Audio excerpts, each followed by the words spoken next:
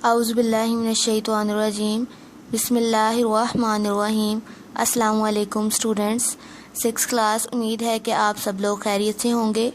ہم لوگوں نے چیپٹر سٹارٹ کیا ہوا ہے غزوہ خیبر۔ غزوہ خیبر کی ریڈنگ کمپلیٹ کر چکے ہیں، ہم ریڈنگ کویسچن بھی کمپلیٹ کر چکے ہیں اور فرسٹ والا ایکسرسائز کویسچن بھی کمپلیٹ کر چکے ہیں۔ آپ کی آج کی ڈائری کے مطابق دیکھیے، آپ کی آج کی ڈائری کے مطابق ہم نے کویسچن نمبر 2، 3، 4 اینڈ 5 ہم نے یہ 4 کویسچنز آج کرنے ہیں۔ آپ سب سے پہلے کویسچن نمبر 2 دیکھیے، فتح خیبر کے اثرات کیا تھے؟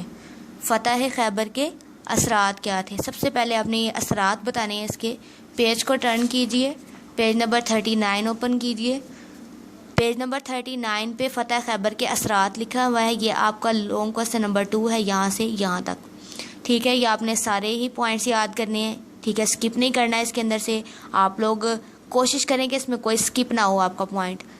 سب سے پہلا ہے جی، فتح خیبر کے ساتھ ہی یہودیوں کی شرارتوں کا ہمیشہ کے لیے خاتمہ ہو گیا۔ بیٹا یہ فتح خیبر یعنی خیبر کو فتح کرنے میں جو مسلمانوں کے اثرات ان پہ کیا ہوئے تھے، اثر کیا ہوا تھا، مسلمانوں کا اس کو فتح کرنے کا ان کو فائدہ کیا ہوا تھا؟ تو فتح خیبر یعنی خیبر کو فتح کرنے کی وجہ سے یہودیوں کی شرارتیں جو تھیں وہ ہمیشہ کے لیے ختم ہو گئیں، ٹھیک ہے، یعنی کہ مسلمانوں کو تنگ کرنے والی شرارتیں۔ یہود کی شکست سے دوسرے کفار بالعموم اور کفار مکہ بالخصوص ہمیشہ کے لیے مایوس ہو گئے۔ ہاں جی، جب یہودیوں کو شکست ہوئی تو جو دوسرے کفار تھے، دوسرے قبیلے والے تھے عام طور پر، اور جو کفار مکہ تھے، مکہ کے جو کافر تھے بالخصوص، خاص طور پر مکہ کے جو کافر تھے وہ ہمیشہ کے لیے مایوس ہو گئے کہ اب تو اسلام کو کوئی بھی نقصان نہیں پہنچا سکتا، اب تو خیبر بھی مسلمانوں نے فتح کر لیا ہے، اس پہ بھی مسلمانوں کی حکومت ہو گئی ہے۔ نیکسٹ 3 والا ہے جی، اس طرح خیبر بھی اسلامی سلطنت کا حصہ بن گیا، یعنی خیبر جو شہر تھا، جو علاقہ تھا، وہ بھی مسلمانوں نے فتح کر لیا، اس پہ بھی مسلمانوں کی حکومت ہو گئی، اسلامی سلطنت کا حصہ بن گیا۔ فتح خیبر سے مسلمانوں کو بہت سا مال غنیمت حاصل ہوا اور یوں خوشحالی کا دورہ شروع ہوا۔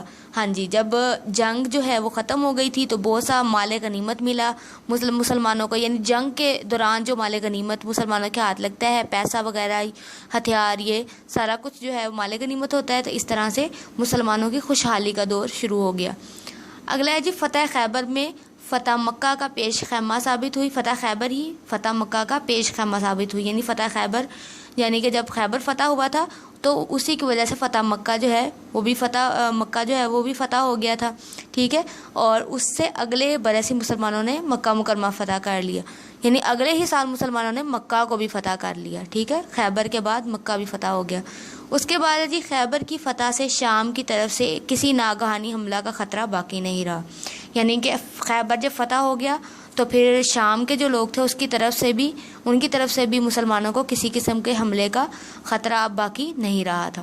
یہاں تک آپ کا سیکنڈ والا لانگ کویسچن ہے۔ اب بڑھتے ہیں جی اپنے کویسچن نمبر 3 کی طرف۔ کویسچن نمبر 3 ایکچولی آپ کا شارٹ کویسچن ہے، ٹھیک ہے۔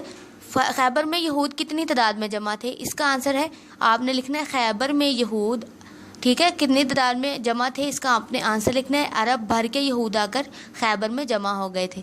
خیبر میں عرب بھر کے یہود آ کر جمع ہو گئے تھے۔ آپ کے نوٹس کے اوپر بھی اس کویسچن کا آنسر لکھا ہوا ہے، تو آپ نے یہ لکھنا ہے خیبر میں عرب بھر کے یہود آ کر جمع ہو گئے تھے۔ اگلے والا جو سوال ہے وہ ہے قلعہ قموس کس کے ہاتھوں فتح ہوا؟ تو آپ نے اس کا آنسر لکھنا ہے جی، قلعہ قموس حضرت علی رضی اللہ تعالیٰ عنہ کے ہاتھوں فتح ہوا۔ قلعہ قموس حضرت علی رضی اللہ تعالیٰ عنہ کے ہاتھوں فتح ہوا۔ اگلا ہے جی، قلعہ قموس کے سردار کا نام کیا تھا؟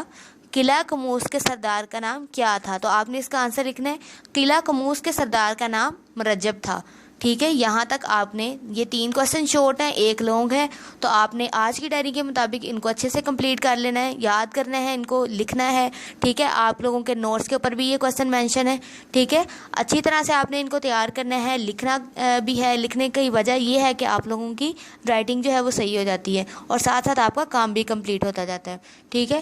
چلیں جی، آپ لوگوں نے اچھی طرح سے اس کو تیار کر لینا ہے۔ اللہ حافظ۔